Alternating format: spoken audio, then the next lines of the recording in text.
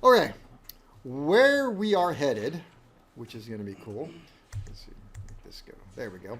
Where we're headed with this is we're going to take a sort of a break with carburation systems, and we're going to talk about pumps first, and then obviously pressure carbs this week. But we have to stop and talk about pumps first because it's absolutely critical that you understand the relationship between pressure and volume and what happens is basically fluid dynamics to a small degree. And it's one of those things where I don't really think that I can just say it to you. You have to digest it and really think about it. Otherwise, things are going to start really falling apart very quickly for you. And I don't know any way to get it back except to go all the way back to right now and start and go, okay. So you really want to ask questions like, whoa, whoa, whoa, wait a minute. You know, you said this. Well, why? So try and keep up. All right, what do we got? Pictures. Any pictures? We're going to start talking about fuel pumps first. We're going to talk about two different types of pumps. One, this one right here, the rotary pump, which you will have fun, disassemble and do a fun oral on it and put it on a bench and test it. And I'll ask you all these questions about pressure and volume, and you will hate me.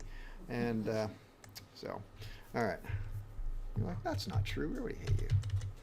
Couldn't hate you anymore, could we? All right. To that I'd say, that's not true. Yeah. There are basically, that's a LY, basically two types of pumps.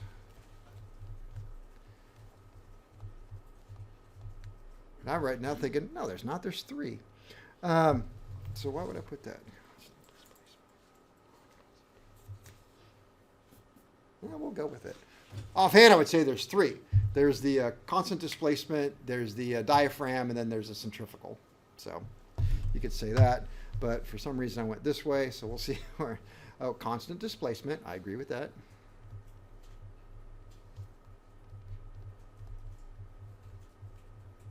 Constant displacement, and for that we'd have, give me an example of a constant displacement pump you've already worked with. The oil pumps, which were gear type. Yep, gear type. And we have the rotary vane. The rotary vane. And they're called constant displacement because every single revolution will produce a constant displacement, right? We got that? It's every revolution it puts out the same. So if we said every time it goes around, it puts out the same. One of the things I'm really into right now is not using an actual, like a teaspoon. You got to use something that's, not irrelevant. I saw a meme the other day, so I'm getting off track. And it was, something is the same weight as, 3 elephants and a giraffe. And it's like people will do anything but use the metric system. Have you seen that one? Oh, yes. Yeah. I can visualize 3 elephants and a giraffe. Yes. More So you could have just said the 3 weight. tons. Anyway, so we will put out exactly, let's say, 1 teaspoon of fluid every revolution. Well, if you spin it faster, it still puts out 1 teaspoon for every time it goes around. It just goes around more, so it pumps out more. So if you set it at, change it around, at 100 RPM, it puts out 1 gallon per hour. Well, at 200 RPM, then it's 200 gallons per hour. But it's still the same amount. Yeah, somebody's at home going, wait a minute, 1 teaspoon times 100 revolutions does not equal. Okay, so. Don't do that. All right, we'll displace a given amount. Now, just to be clear, I don't know how much that amount, don't say it's a teaspoon. You said it's a teaspoon. A given amount of liquid for each revolution. For each revolution. Where would we find rotary vane type pumps? Fuel pumps. The Continental fuel injection system demands that it's that type of pump. It is. It won't work without it. I take that back. It will work, just not well. Because you'll say, wait a minute, you said it wouldn't work, and it does work.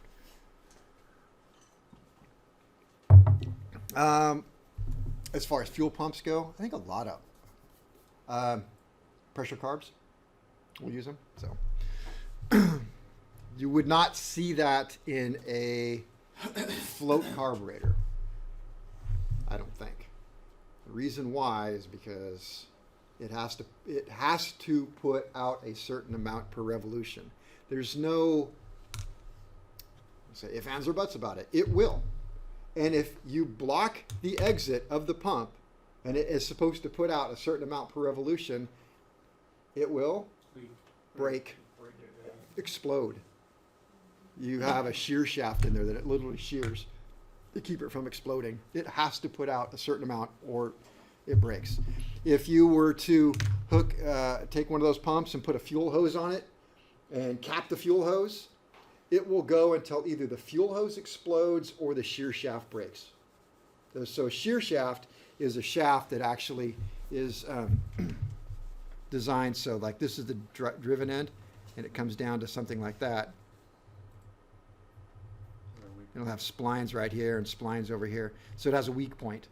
And so when it reaches a certain threshold, that just shears. That keeps you from damaging the engine. It looks like that thing you put on your drill for a bit. It does, yeah. Yeah. Okay, so we have the constant displacement and then non-constant. Constant displacement. So it's going to fall into one or the other, right? Constant displacement, it has to move it. And then the non-constant displacement, it doesn't have to. There's slippage involved, or some mechanism whereby it's just fine. You don't have to worry about it. So one type is the centrifugal. So an example of like a centrifugal type pump is like a house fan, a fan. It's really just a centrifugal pump. You could block the exit of a fan and nothing happens, right? Put paper, tape all in front of the fan. It's fine. It's not going to hurt anything. Block the back of it. No mirror moves. You're totally fine, right? There's slippage involved. As opposed to, say, an air compressor, which has pistons going, it's going to put some pressure into the tank. So that would be more of a constant displacement. Fan would be centrifugal. Where do we see these? Well, any airplane that has fuel pumps will start with the centrifugal. So you have a centrifugal and an engine driven, right? Okay. So centrifugal. They're used as a boost pump. So oftentimes they're just called the boost pump. Used as a boost pump to deliver fuel to the engine-driven pump, to the engine-driven pump. So in an aircraft that is, fuel-injected engines, you need pressure. And so you'll always start the engine on the centrifugal because the engine-driven pump isn't working because the engine isn't working. So if the engine isn't spinning or pumping, neither is the boost pump or the main pump, so you run off the boost pump. Yeah. Do you ever use, if the main pump, the engine-driven pump is working correctly, do you ever use the boost pump in addition to it? Some POHs want you to take off with the boost pump on and the engine driven. In case the engine driven fails, you're automatically still pumping fuel. The Continental fuel injection is so vastly different from anything else that running the boost pump can kind of screw things up. You can actually override and put too much fuel into the system because it's dependent upon the rotary vane at a certain RPM. So that one can kind of screw you up a little bit. But otherwise, yeah, you guys probably do that. Yeah, it doesn't. On most all other carburation systems, fuel injection systems beside the Continental, pressure carbs, it doesn't hurt a thing. And in fact, we talked about vapor lock. Vapor lock happens with heat, sharp bends, and low pressure. If you have a vapor lock problem, run the boost pump. It'll pressurize the fuel line so keep from vapor locking. So there's nothing wrong with it at all, unless you have a Continental. So let's see, use the boost pump, deliver fuel to the engine. You'd use it for starting. What else? A substitute for engine driven. Substitute for engine driven. If the engine driven fails.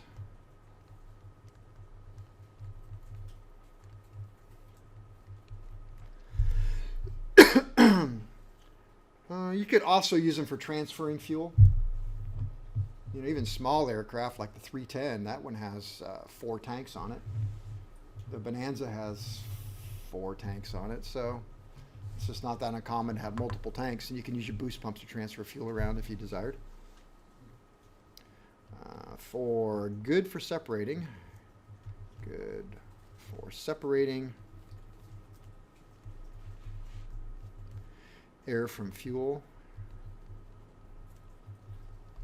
Because it's a centrifugal motion, it's going to spin and throw the air to the outside and separate out the air. That's the same thing in the fuel. In the oil. The oil has a centrifugal. In the oil, I know we're talking about fuel, but The oil pump, yeah. constant displacement. Goes around the outside. Yes, it goes around the outside of the gears, but it doesn't sling it out like a centrifugal. And then before, when it gets mixed with the air in the dry stuff, there's a centrifugal to separate the. No.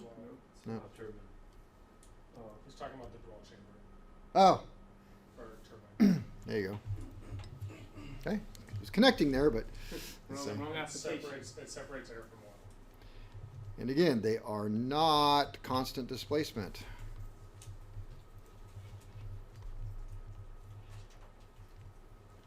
So you could take a centrifugal pump, put a hose on the outlet, turn on the centrifugal pump, nothing will break. Nothing bad will happen. Pump will just spin. Pump fuel into the hose till it reaches its max pressure it's able to, and just sit there. No big deal. Does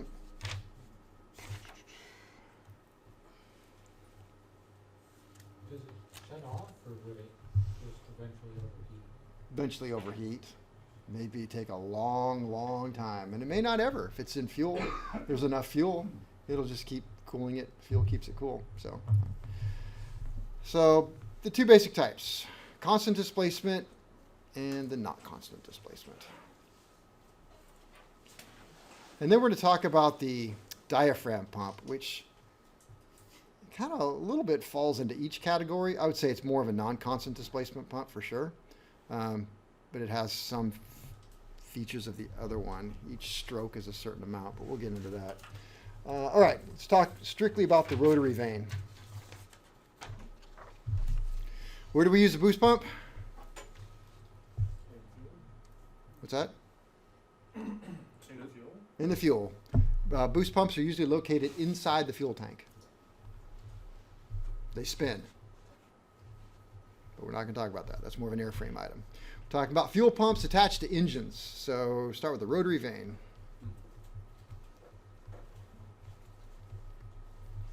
Rotary vane pump. There we go. See how the shaft right there is much thinner? That is the shear shaft. All right, taking a look at this thing. Start here. Things you screw up on. See that red plug right there? Yeah. Also the same hole right there. Guess what? There's the same one on that side and the same one on that side. So this particular pump's going to have that pipe plug there, a pipe plug on this side, a pipe plug on this side, and a red one right there. Follow? So 4 ports go into the same place. This is a drain port, a tattletale port. It goes on the bottom. So this pump can be put on one of 4 ways. And it does not matter, it does not care, except that this particular port goes down and you put a fitting on it and you run it overboard. And so that way, if the seal in here leaks, it does not pump fuel past the seal, past this and into the engine and fill the engine up full of gasoline. That is bad. Unless it's really cold. All right, and so this is plumbed overboard. So the question is, what do you do if that's leaking? Oh, you put a plug in there. Yeah, some idiot forgot to put the plug. And now you get that out in the field. It's like there were 3 plugs and this plug fell out. It was leaking, but I fixed it, boss. I put the plug back in. Good for you. And now the fuel is doing what? Leaking past here into the engine, filling the crankcase. Eventually explode. All right, this is going to be the inlet. The other side is going to be the outlet, or that's the outlet, that's the inlet. It's just going to depend. We'll get into this a little bit more. There's one plug here. This is the compensating chamber up here. What's that plug for? Drain, and it goes on the?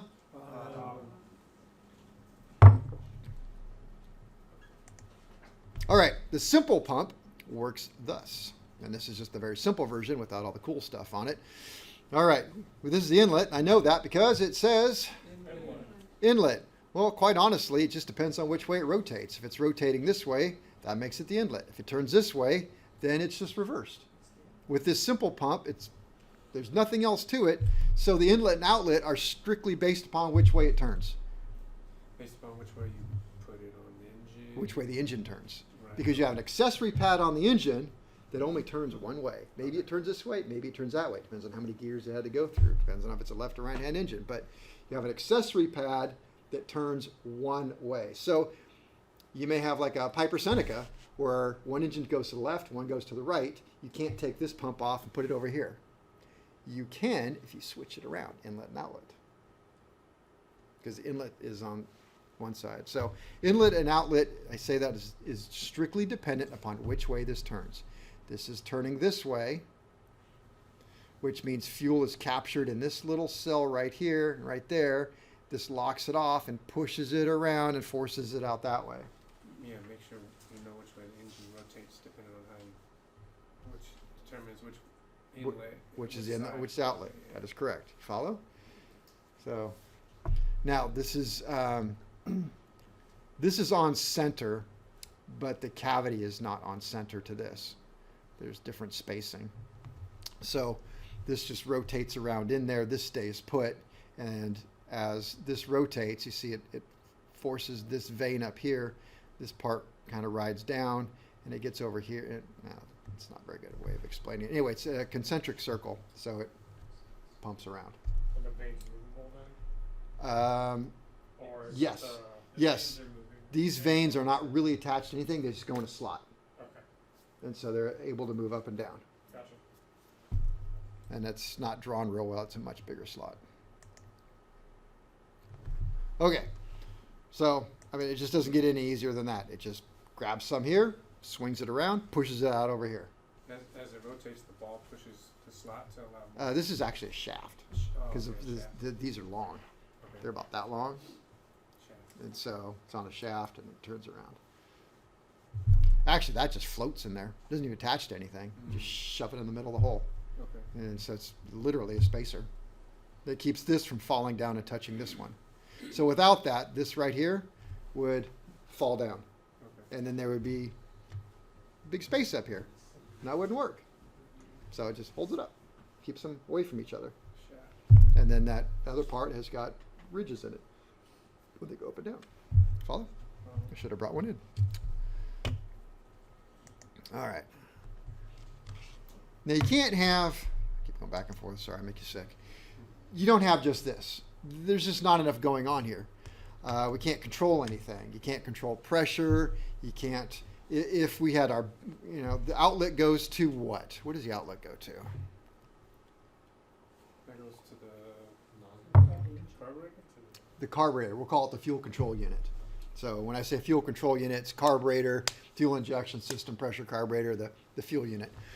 So that goes to fuel unit. Well, in this particular case, we're going to deliver an exact amount of fuel to the fuel control unit and no pressure regulation whatsoever. That would not be good. We need to regulate the pressure. Also, for starting purposes, this is attached to the engine, so this has 0 RPM when the engine has 0 RPM. So if the engine's not moving, this isn't moving, it's locked in place.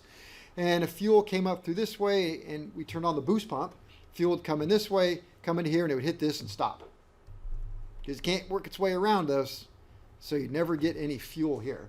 So this would not work, but it's just a good representation of where we're going to start with. Follow? Yes. Okay, because in order to start it, the engine, we have to get fuel past this pump. And if this pump should fail, we got to get fuel past it to keep running the engine. So the more complete pump, not quite, we're still going to add one more thing to this, would look like this. So we have the pump inlet, which is strictly, now I said it's strictly dependent upon which way this goes. But now that we've added something else to it, you can't just turn it the other way around, because this up here is designed so that the inlet side is over here to your right. Do you want the light off? So does that mean that extra component you're I can see my screen. that means the extra component you're talking about, you can't put it on the opposite spinning engine? Is that what you're saying? Right. Okay. Well, technically, this is up here is bolted on. Bolted. Now we're getting way ahead of ourselves. This is bolted on right here. This is that extra part up here. Oh, You could just unbolt it and rotate it 180. Just take it off and bolt it. So, but we're getting ahead of ourselves. Let's stick with the easy stuff. Because we've added other things, now this is a very dependent pump. This is the inlet side. This is not the inlet side over there. That's the outlet. It has to be the outlet. This has to be the inlet, and it has to turn a certain way. What's that certain way? Well, in this one, it comes down this way and out. So this pump is turning this way. That'd be clockwise for me. Same for you. All right. So fuel comes in. It's pumped through here. Out it goes. But on top, we've put a pressure regulator and a bypass valve. Let's start with the bypass valve. When the engine is off, this is off. If this is off, it blocks fuel. So we turn on the boost pump, and we want fuel to go to our fuel control unit. Fuel comes in here, gets to here, and it goes no further. It cannot. So it comes up this way. Pump inlet. Does this have it on here? Bypass valve. Ooh, wait a minute. Yeah, sorry. This side. So this is just a different representation here. So fuel comes in through here, and it has this little plate and these little holes right here. And this is a very weak spring. It says that, weak spring. And it barely holds that up. All it has to do is it just holds it in place. Right? That's all. I mean, when they say weak, it barely holds it up against here, because once the fuel pressure comes in, the fuel pressure forces it up. So, once the engine starts, so right now I turn on the boost pump. It comes through here. It goes through all those little holes. There's a whole bunch of them. It pushes this plate down, and the fuel goes around, and off it goes to the fuel control unit. And that's how it works when the engine's not working, or if the pump should fail. Got it? Right. So we start the engine. Engine starts, boom, pump starts running. Now we want to regulate some pressure. So at a certain point, probably not idle, because this isn't moving real fast, but it could. Fuel goes this way. It also is coming up here and filling this chamber, holding this little bypass plate up. I told you, any fuel pressure just pops it up on there. And we have a spring here with this poppet valve, is what we'll call it, a poppet valve. And so any excess pressure will then force that whole poppet valve up against the spring, and fuel will come back around to the inlet side of the pump. Follow? All right. So mechanically speaking, it's pretty easy. So we could kind of think about this a little bit. And we kind of got to think about the outlet here. If I've got this outlet and this pump, and I've screwed nothing onto it, and the pump outlet really looks like that, you know, opening about yay big, I'm really never going to develop much pressure. In order to develop pressure, you have to have a restriction. In order to have pressure, you have to have restriction. So if I made a restriction here that is very, very small, what kind of flow am I going to have? Not much. It's a very tiny little hole. So we don't talk about flow as fast or slow. We talk about it more in volume. So it's not much coming out. Gallons per hour wouldn't be very much. And if I set this poppet valve right there for 10 psi, and the engine or the pump, we'll say the engine or pump, I don't know, because this turns at a different RPM than the engine. So we'll just make up a number, and it's turning at 100 RPM just because I'm making up a number. And we have 10 psi. Well, I'm measuring my 10 psi right here, right there. I'll put a pressure gauge right there, and it says 10. All right, you follow? Anybody see my scenario here? All right, and I've adjusted this right here, so I have 10 psi. Well, that means that if the pump would have been 20, but it can't be because so now it's going to go this way and return around like that. It's going to get into a little loop, and I'm just going to measure 10 psi here. But now I bump this up and I go, well, let's go 200 RPM. What's going to happen to my pump outlet? Now let's back up. What's going to happen to my pressure right here? All right, so right now it's set for 10. And what do I have up here? Pressure adjustment. What's the purpose of a pressure adjustment? To adjust pressure. To adjust pressure. And what pressure? So it's gonna What? save time. I'm telling you, half of you aren't ever going to get this. So I've adjusted it for 10 psi. So what pressure did I adjust it for? 10 psi. Regardless of the RPM. I've set it for how many psi? 10. So now and I've got an outlet here. We'll just say it's coming out here at 20 GPM, 20 gallons or GPH, gallons per hour. Just whatever. Got it. All right. Now I've just increased the RPM. I doubled the RPM. What is my pressure? 10 because You haven't changed it. I haven't changed the pressure setting. What is my gallons per hour going to do though? Skyrocket. Double. How is it going to stay? It's gonna get less, right? I have 10 psi, gave me 20 gallons per hour. Now how much does 10 psi give me? Same, Oh, okay. right? Same. It's 10 gallons, it's 10 psi. So I've doubled the speed of the pump, but the pressure stayed the same. So if the pressure stays the same, the flow through the orifice The volume stays the same. stays the same. Pressure stays the same. Well, how did it stay at 10 psi? Easy. Because This opened up a little bit more. Let a little bit more fuel through. Now, I'll tell you a little secret, and hopefully it doesn't confuse anybody. That pressure's going to go up a tiny little bit. Why? Because the spring gets harder to press as it goes up, and this had to go up more and make more room. And so, don't be surprised if you go, well, it went from 10 to 11. Well, you doubled the speed of the pump and only went up 1 psi. That's pretty damn good. What's that? This makes a restriction here too, this area right here. So if it can't open it, now what if now I'm going to turn it 10,000 RPM. Okay, that changes everything because the bypass valve can't open up enough. The vanes are stretching because all right, so it has its limits, okay? So that probably just screwed somebody up. All right, now I turn it 250 RPM. RMPs. All right, 250. What's my pressure going to be? And what's my output going to be? The same. That's what it's supposed to do, Regardless of RPM. regardless of RPM, to a point. But within the operating envelope of the engine, that's what it does. All right, let's just say that I'm supposed to be setting this up on the aircraft.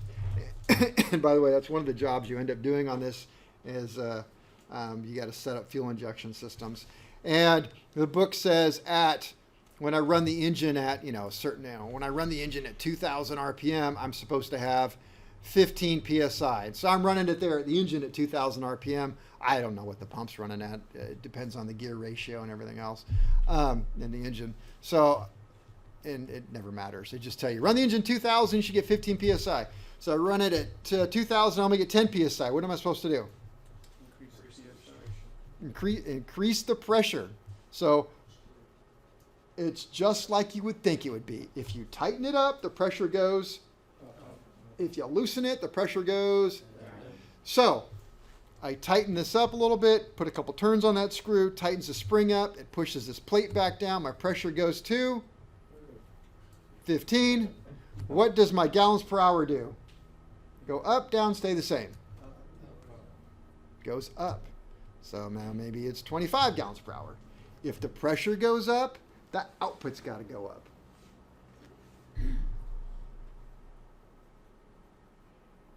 It's bathtub technology. Everybody here's taking a bath. When you open the faucet up a little bit more water runs out. Okay, follow so far? Hopefully. All right. Do I have to go back one? No, we did that one. We did this one. Now we did this one. We did that one. All right. That's it. That's almost all of the magic right there. Can you say one more time when you tighten it? Tighten it. You put more pressure on this screw, Which makes it harder to push out. which makes it harder for this plate to go up. If it's harder for that plate to go up, it takes more fuel pressure to push it up. So the pump has to develop that fuel pressure to push this up. Well, I measure that right here at the pump outlet. The more pressure.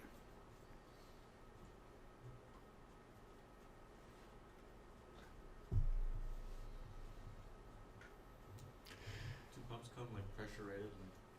Mhm. One, okay. Yep. Now,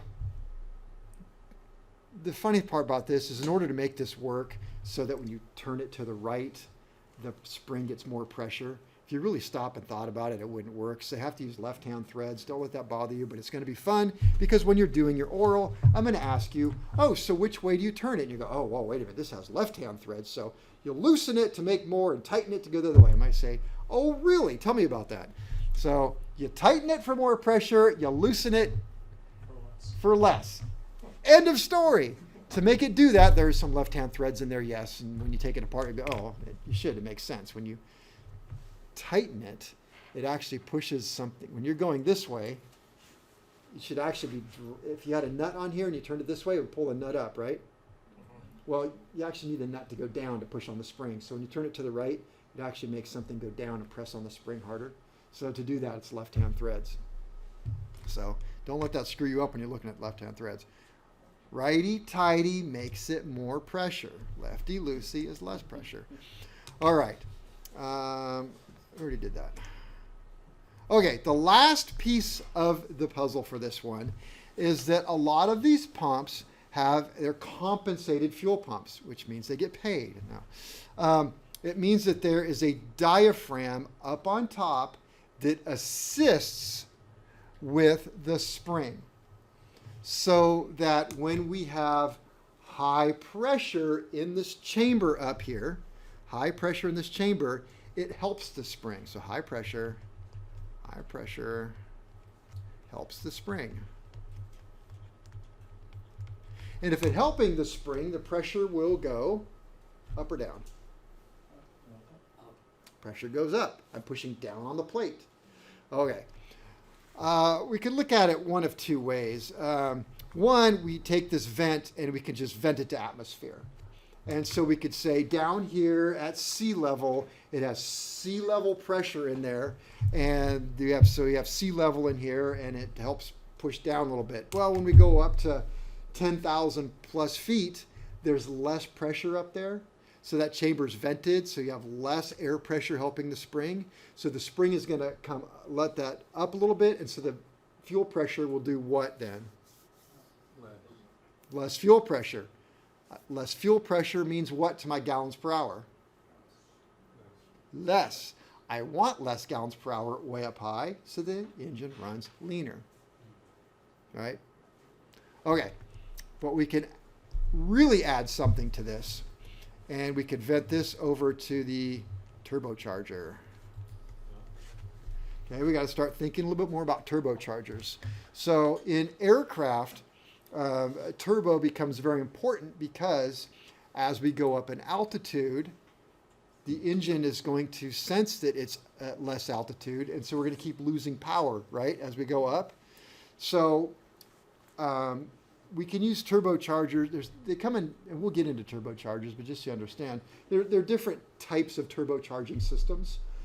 One type is where it boosts it. where we keep talking about, oh, we have 30 inches in the manifold. Well, we could get a turbocharger that says, oh, we'll give you 35 or 40 or more in the manifold. Some aircraft do that. We would call that turbo supercharging. Some aircraft just use what's called a turbo normalizer. So if you have a turbo normalizer, you're on the ground, the turbo's running, and the engine's going to see that, or it's sea level. The turbo does almost nothing at all. We go up 1,000 feet, and the engine's going to go, well, look at that. I'm at sea level, because the turbocharger starts pumping in more air. You go at 5,000, the engine says, so at sea level, because the turbocharger just puts more. And you get all the way up to some point, 10,000 feet, 12,000 feet, and the engine's going, hey, we're at sea level. Although the air is getting pretty hot up here, because compressing air makes heat. But still, the engine's like, hey, we're at sea level. Just hot air. Then at some point, the turbo cannot work any harder than that. And so let's say it's 10,000 feet. And that's the best it can do. Now we go to 11,000. The engine goes, well, look at that. Now we're at 1,000. So that 10,000 where it stops sea level, it's called the critical altitude. So you get up to the critical altitude, then over that. So, but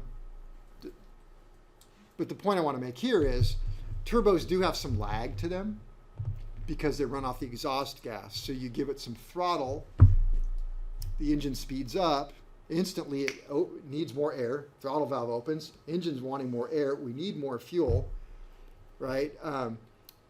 But the turbocharger is lagging quite a bit, so it's going to get more fuel in more air in just a little bit. We want everything to kind of even out. Well, by hooking it up to the turbocharger, we can kind of affect this with what the turbo is doing. So if the turbo is spooled up and pressing kind of hard, then it's going to push in here and push down on this and give us a lot more fuel. But if the turbo is lagging, you'll just have whatever air you had a minute ago. Does that follow me on that one? Yeah, that's you're talking about trying to get the turbo to kick in.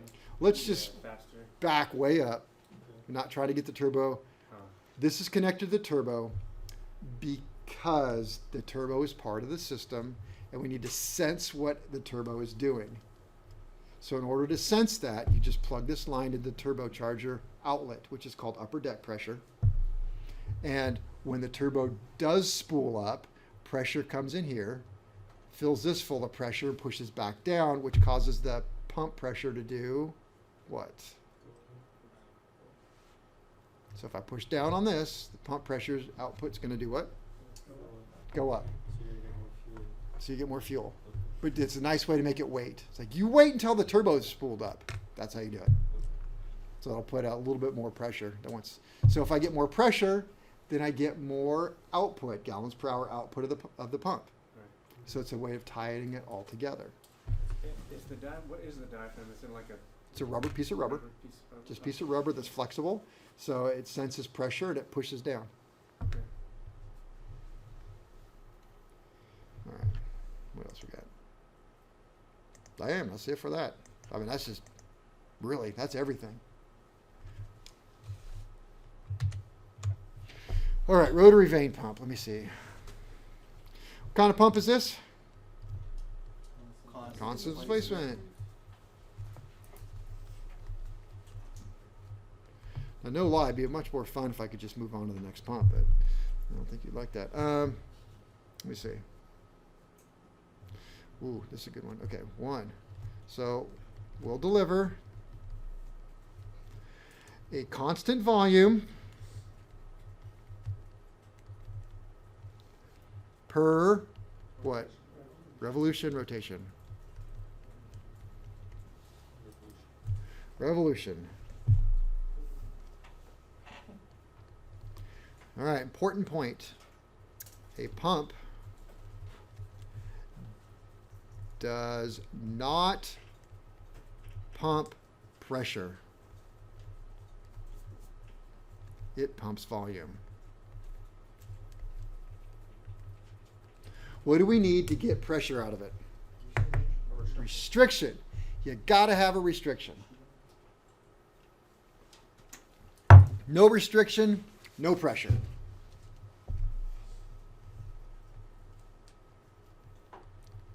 Let's see. A restriction in the outlet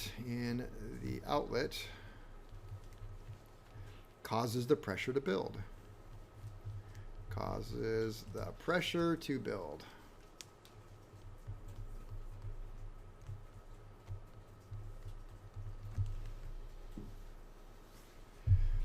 If restriction is moved, we'll put the next point 1. If restriction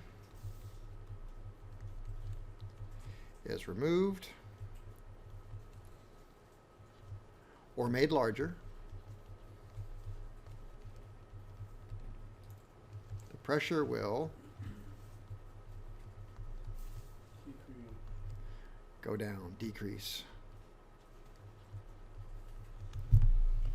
And the same thing, if I make the restriction smaller, then the pressure goes up.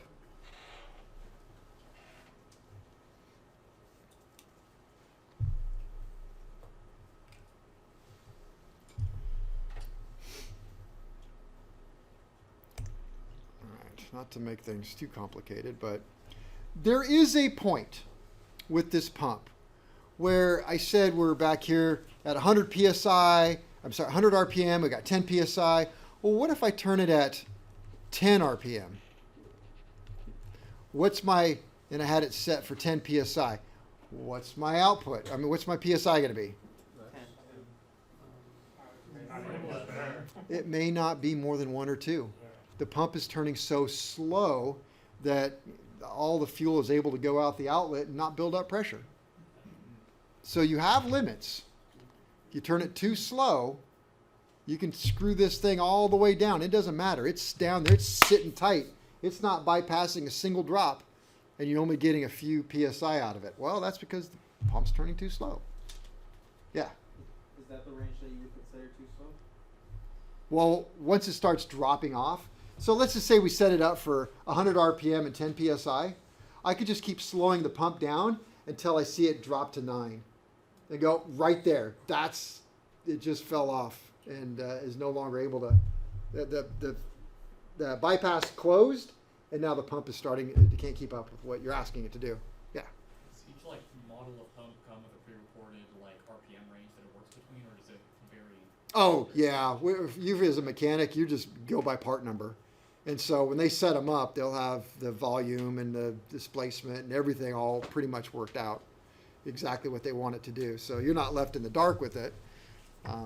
But it's important that you understand this, because if you don't, then troubleshooting any of these systems or doing the oral becomes incredibly difficult, because I don't really know what it's doing.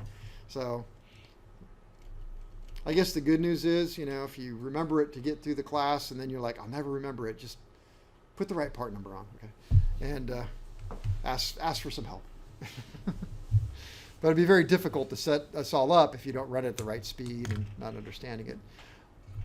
I need a new pump. Why do you need a new pump? Well, every time I drop below 50 RPM, the damn thing won't keep up. You don't need a new pump. You just need to... Oops, I was writing notes. All right. Operation. All right, utilizes an eccentric cylinder.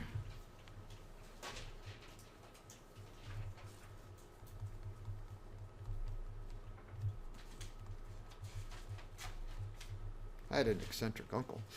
I didn't really. It means an out of round cylinder. Huh? Could have just said out of round then, huh? Slots, S-L-O-T, slots in the rotor. Allow vanes to slide in and out.